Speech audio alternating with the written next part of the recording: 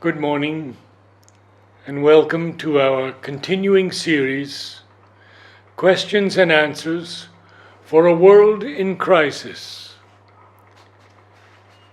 Today we take up the second part of the subject, children, from the mother. To be able to classify the children, one must find out about their nature by observing their habits and reactions. The teacher must not be a machine for reciting lessons. He must be a psychologist and an observer. 19 January 1972. Question to the mother. Sweet mother, nowadays in schools elsewhere, especially in the West, much importance is given to sex education. Mother, what is sex education? What do they teach? For myself, I don't like people to be preoccupied with these things. In my time, we were never preoccupied with these things. Now children talk about them all the time. It is in their minds, in their feelings. It is disgusting. It is difficult, very difficult. But if they talk about it elsewhere, we have to talk about it here too. They should be told the consequences of these things. Especially the girls ought to be told that the consequences can be disastrous. When I was young, in those days, people never spoke about all that. They never paid attention to these feelings. In those days, people did not talk about all that. Here, I did not want this subject to be discussed. That is why we do physical culture. In that way, the energies are used to develop strength, beauty, skill, and all that. And one is more capable of control. You will see the ones who do a lot of physical culture, they are much more capable of mastering their impulses. This is an oral reply from Mother. And then there's a meditation, and Mother says, the energies that are used in human beings for reproduction, and which take such a predominant place in their existence, should, on the contrary, be sublimated and used for progress and higher development, to prepare the advent of the new race. But first, the vital and the physical must be freed from all desire. Otherwise, there is a great risk of disaster. Many of Mother's comments, of course, are to the teachers, but obviously apply to all. She says, naturally, as the consciousness and intelligence develop in the children, it is more and more through them that we can deal with the children. For more and more, the races who consider themselves civilized describe as useful whatever can attract, procure, or produce money. Everything is judged and evaluated from a monetary angle.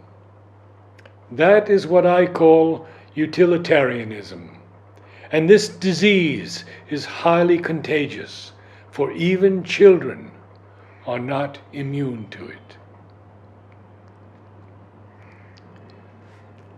At an age when they should be dreaming of beauty, greatness, and perfection, dreams that may be too sublime for ordinary common sense, but which are nevertheless far superior to this dull good sense. Children now dream of money and worry about how to earn it. So when they think of their studies, they think, above all, about what can be useful to them, so that later on, when they grow up, they can earn a lot of money. And the thing that becomes most important for them is to prepare themselves to pass examinations with success. For with diplomas, certificates, and titles, they will be able to find good positions and earn a lot of money. For them, study has no other purpose, no other interest. To learn for the sake of knowledge, to study in order to know the secrets of nature and life, to educate oneself in order to grow in consciousness, to discipline oneself in order to become master of oneself, to overcome one's weaknesses, incapacities, and ignorance, to prepare oneself to advance in life towards a goal that is nobler and vaster, more generous and more true. They hardly give it a thought and consider it all very utopian. The only thing that matters is to be practical, to prepare themselves and learn how to earn money. Children who are infected with this disease are out of place at the center of education of the ashram. And it is to make this quite clear to them that we do not prepare them for any official examination or competition, and do not give them any diplomas or titles which they can use in the outside world. We want here only those who aspire for a higher and better life, who thirst for knowledge and perfection, who look forward eagerly to a future that will be more totally true. There is plenty of room in the world for all the others.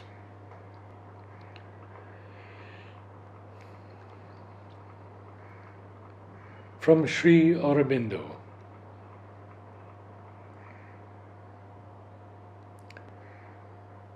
In answer to your question about X and her children, I may say that it is best for the children to return, as they are too young and undeveloped to remain here for a very long time. As to the children, you must remember what the mother told you, that they are yet too young for the power to act directly upon them. It must be through you. That is the reason why you must always remain quiet and open, so that the mother may work through you, not for you only, but for them also. You will reply to him that for himself and X and Y, permission can always be given whenever they want to come. But the children are too young. It is a rule of the ashram, departed from only in rare cases, where there is something exceptional, that they cannot be admitted inside the ashram before they are 10 years old. For before that, they are too young to bear or assimilate the forces of the atmosphere, at least under present conditions. When people on their own responsibility bring children and stay in a house outside the ashram, then the mother allows it, but she takes no responsibility for them, and they are not allowed to come for darshan or pranam or even inside the ashram. It is usually unsafe for children to undergo spiritual pressure when their minds are not yet ripe. It often overstimulates certain centers before the adhar is ripe, and there is often a disturbance or lesion somewhere as the result. In another letter, do not think we can accept your friend's proposal. The conditions would have to be very different before his object could be fulfilled by sending his son here. We are not satisfied with the effect of the ashram life on children. They do not get the society of other children, which they need. They associate with their elders and contract the habits of older people, which is not to their benefit. Also, they are exposed to ideas and influences which are beyond their age and grow old in mind too quickly, while at the same time they do not get the discipline, education, preliminary formation of the lower nature which is necessary in the early period of life. The life of the ashram has not been formed with a view to these things. If there had been a number of children with regular arrangements for their education, it might have been different. But as it is, we do not wish to admit children except in some exceptional cases. This concludes our two-part series on children. Namaste.